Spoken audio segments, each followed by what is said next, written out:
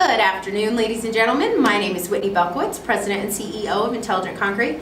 And today we are talking a little bit more about CCRL, but specifically the paper trail. So, John and I started our business, just the two of us, and then I think back in 2014 we hired David, our PE.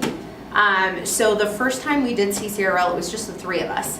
And, as a small business and having limited employees, and honestly at the time I don't even think David was on salary. I think he was just like an independent contractor who came in and worked with us regularly.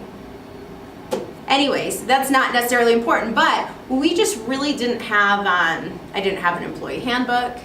I didn't have like a set of policies and procedures in place for employees, because it was just John and I, we just worked all the freaking time, because that's what happens when you start your own company. So when we initially started this process for CCRL, one of the things that was so surprising to me was the paperwork that they need to see in your lab. And quality systems manual is one of the big ones. And this is kind of your standard operating procedures for how you run things in the lab. And it's really kind of just your rule book, how you handle data storage, how you handle processing of samples.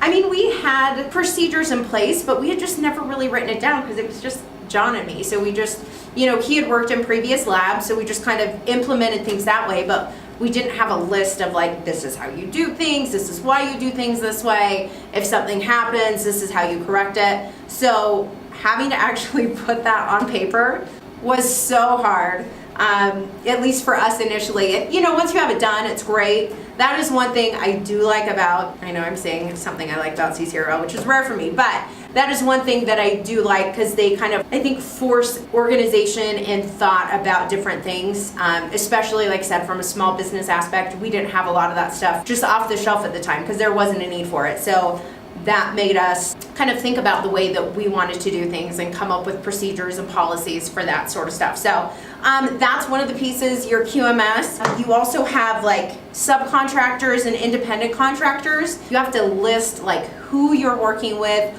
what sort of things they're doing for you, how you qualify them, what their qualifications are, what you require, if they like go through calibration, if they go through accreditations. Like it's pretty extensive, and then you have to be able to kind of explain why you allow this or that to be the case or not. So, and then technical complaints was another one, and just something else that surprised me. It's like, why does it matter to you guys if we're getting complaints? But you need a process too for, if someone calls with an issue, how are you going to handle it? And you've got to document that information, how you remedied it, those sorts of things. So there's a lot of things that require tracking and documentation, which I think ends up really helping you out and your business out in the long run.